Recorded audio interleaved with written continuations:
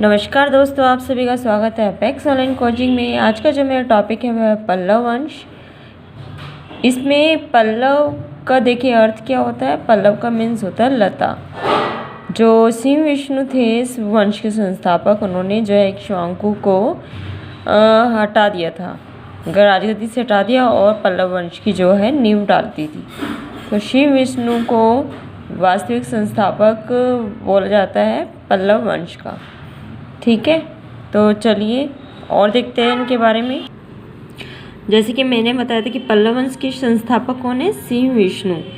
इनका जो शासनकाल है वो 565 से 600 ईस्वी तक का है। इन्हें ये दो अन्य नाम है, सिंह विष्णु पोतरायन और अवनी सिंह, इस नाम से भी जाना जाता है। ये इनके अन्य नाम, ठीक है, तो ये इन नाम से भी जाना जाते हैं।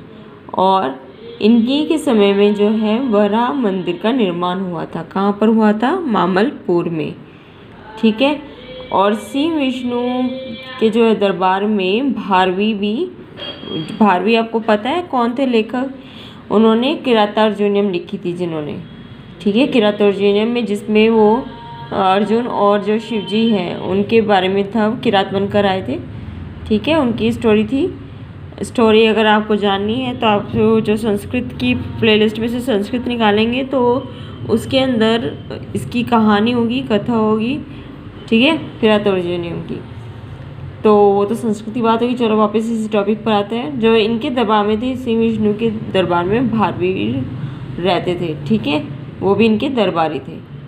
तो ये संस्थापक कौन हो गए इस वंश के? सिंह विष्णु। उसके बाद जो आए वो है महेंद्र वर्मा। ये सिंह विष्णु के उत्तराधिकारी थे। इनका जो शासनकाल है वो 600 से 630 ईस्वी तक का माना गया है। ये जो सिंह विष्णु के जो ये उत्तराधिकारी थे वो कला और संस्कृति के महान संरक्षक थे, ठीक है, यानी कि ये कला और संस्कृति को बहुत ज़्यादा मानते थे इस वंश के लोग। उसके बाद जो आए हैं वो नरसिंह वर्मन प्रथम थे। नरसिंह वर्मन प्रथम जो थे वो महेंद्र वर्मन प्रथम के उत्तराधिकारी थे, ठीक है। इनके शासनकाल 630 से 668 ईस्वी तक का रहा है। इन्होंने महामल और वातापी कोंड की उपाधि धारण की थी। जो वातापी कोंड की जो उपाधि थी, जो चालुक्य शासक थे पुलकेशिन द्वितीय, ठीक है, उन्होंने यानी कि नरसिंह वर्मन ने पुलकेशिन द्वितीय को हराया था और उसी हराने की खुशी में इन्होंने वातापी कोंड की जो है उपाधि धारण की थी। और ये जो पुलकेशिन द्वितीय के हराने का वर्णन है वो खुर्रम अभिलेख में लिखा गया। कौन सा अभिलेख में? खुर्रम, ठीक है, ये बात क्लियर हो गई है। खुर्रम अभिलेख में लिखा गया। उसके अलावा इन्होंने महाबलीपुरम के जो एकाश्म रथों का निर्माण कराया था। एकाश्म रथ मतलब कि जो बहुत ज़्यादा फेमस मंदिर है ना रथ शैली के, जिसमें रथ के आकार का बना हुआ है वो मंदिर। और उसमें क्या है कि जो एक ही पत्थर है उसे काट काट कर वो मंदिर बनाया गया है। देखिए पहले टाइम पर भी कितनी ज़्यादा वो थी, क्या बोलते हैं, एक्सपर्टाइज कि पत्थर को काट काट कर मंदिर बनाया था। और आज भी वो इतना ज़्यादा फेमस है, उसे ज़रूर देख कर आना चाहिए। अगर आपको जाने का मौका मिलता है तो आप ज़रूर जाइएगा वहाँ पर। तो महाबलीपुरम क्या है, वो एकाश मंदिर का निर्माण वो किसने कराया था? नरसिंह वर्मन प्रथम ने ही कराया था, ठीक है। और ये जो है इसके जो जितने भी पल्लव वंश के जो राजा हुए, इन्होंने जो स्थापत्य देखा गया है जो मंदिर का, वो सब द्रविड़ शैली में ही है, ठीक है, ये याद रखना, द्रविड़ शैली में करवा रखा है। इसके बाद जो है नरसिंह वर्मन द्वितीय आए। उनका जो शासनकाल था 700 से 728 ईस्वी का था, ठीक है। और इनकी महत्वपूर्ण क्या बातें हैं कि इनका जो काल है वो शांति का काल कहलाया, क्योंकि उस टाइम पे ज़्यादा कुछ नहीं हुआ।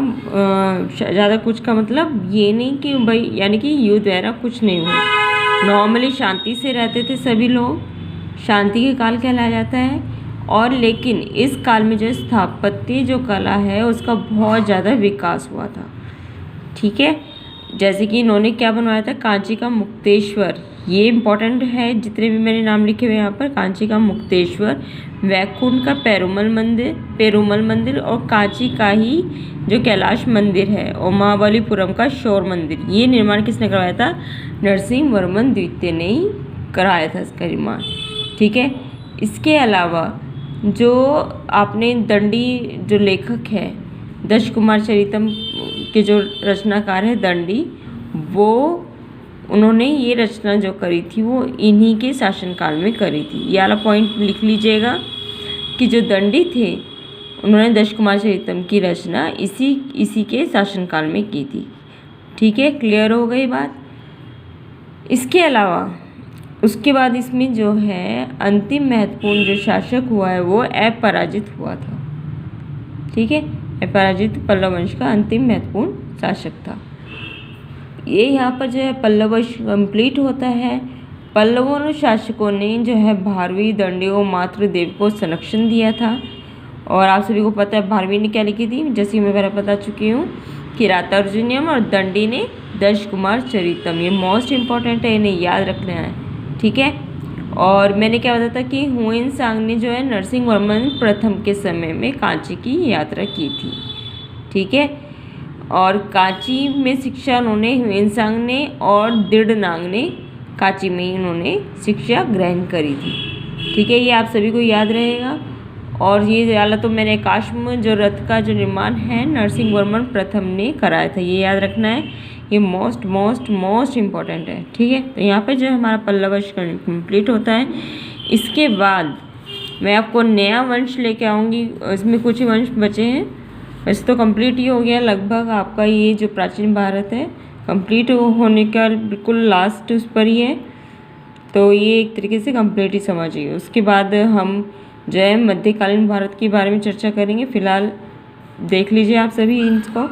जो न्यू व्यूवर्स है, अगर उन्हें मेरी वीडियो पसंद आ रही है तो वो सब्सक्राइब करना ना भूलें, और जो पुराने व्यूवर्स हैं उन्हें मैं तहे दिल से बहुत ही शुक्रिया कहूँगी जो अब तक मेरा ये साथ देते आए हैं। तो चलिए मिलते हैं आपको नेक्स्ट वीडियो में, तब तक नमस्कार, धन्यवाद।